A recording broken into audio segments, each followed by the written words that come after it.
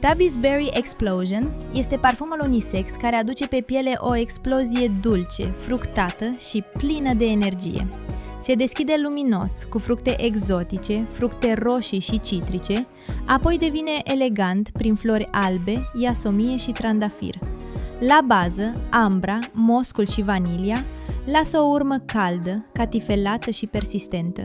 Un parfum vesel, modern și memorabil, perfect pentru zi de zi, întâlniri sau cadou.